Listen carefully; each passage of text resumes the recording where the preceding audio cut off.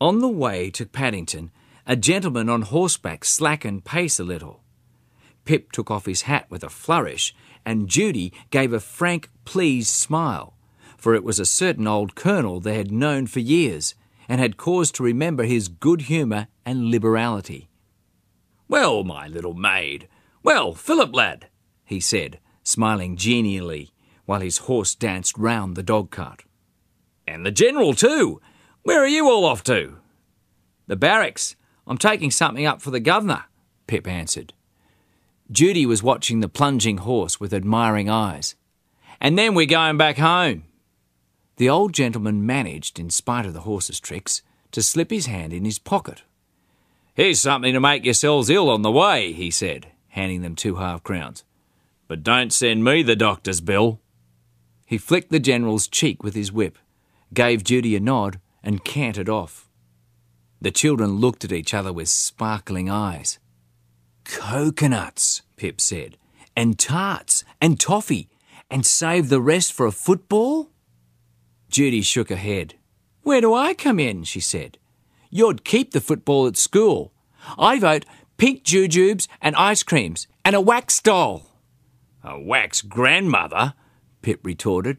"You wouldn't be such a girl, I hope." Then he added with almost pious fervour, "Thank goodness you've always hated dolls, Fizz." Judy gave a sudden leap in her seat, almost upsetting the General, and bringing down upon her head a storm of reproaches from the coachman. "I know," she said, "and we're almost halfway there now. Oh, it'll be lovely." Pip urged her to explain herself. "Bondi Aquarium, skating, boats, merry-go-round, switchbacks, threepence a go," she returned succinctly. "Good iron," Pip whispered softly, while he revolved the thing in his mind. There'd be something over, too, to get some tucker with, and perhaps something for the football, too. Then his brow clouded. "There's the kid. Whatever did you go bringing him for? Just like a girl to spoil everything." Judy looked nonplussed. "I quite forgot him," she said vexedly. "Couldn't we leave him somewhere? Couldn't we ask someone to take care of him while we go? Oh, it would be too bad to have to give it up just because of him. It's beginning to rain, too. We couldn't take him with us." They were at the foot of the barrack hill now, and Pat told them they must get out and walk the rest of the way up, or he would never get the dog-cart finished to take back that evening. Pip tumbled out and took the General, all in a bunched-up heap, and Judy alighted carefully after him, the precious coat parcel in her arms. And they walked up the asphalt hill to the gate leading to the officers' quarters in utter silence. "Well," Pip said querulously as they reached the top. "Be quick. Haven't you thought of anything?" That levelling of brows and pursing of lips always meant deep and intricate calculation on his sister's part, as he knew full well. "Yes," said Judy quietly. "I've got a plan that will do, I think." Then a sudden fire entered her manner. "Who is the General's father? Tell me that," she said in a rapid, eager way. "And isn't it right and proper fathers should look after their sons? And doesn't he deserve we should get even with him for doing us out of the pantomime? And isn't the aquarium too lovely to miss?" "Well," Pip said. His slower brain didn't follow such rapid reasoning. "Only I'm going to leave the General here at the barracks for a couple of hours till we come back, his father being the proper person to watch over him." Judy grasped the General's small, fat hand in a determined way and opened the gate. "Oh, I say," remarked Pip. "We'll get in an awful row, you know, Fizz. I don't think we'd better. I don't really, old girl." "Not a bit," said Judy stoutly. "At least, only a bit. And the aquarium's worth that. Look how it's raining.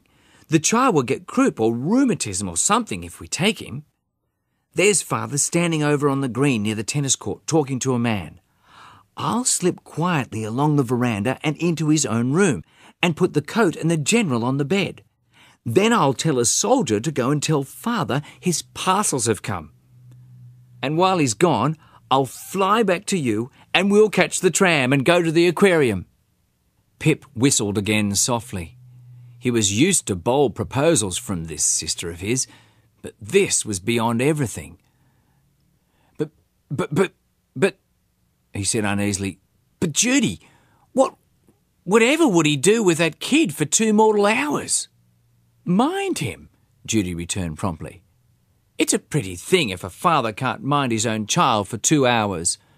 Afterwards, you see, when we've been to the aquarium, we'll come back and fetch him, and we can explain to Father how it was raining, and that we'd thought we'd better not take him with us for fear of rheumatism, and that we were in a hurry to catch the tram, and he wasn't in his room, and we just put him on the bed till he came. Why, Pip, it's beautifully simple." Pip still looked uncomfortable. "I don't like it, Fizz," he said again. "He'll be in a fearful wax." Judy gave him one exasperated look. "Go and see if that's the Bondi tram coming," she said. And, glad of a moment's respite, he went down the path again to the pavement and looked down the hill. When he turned around again, she'd gone. He stuck his hands in his pockets and walked up and down the path a few times. "Fizz'll get us hanged yet," he muttered, looking darkly at the door in the wall through which she had disappeared. He pushed his hat to the back of his head and stared gloomily at his boots, wondering what would be the consequences of this new mischief.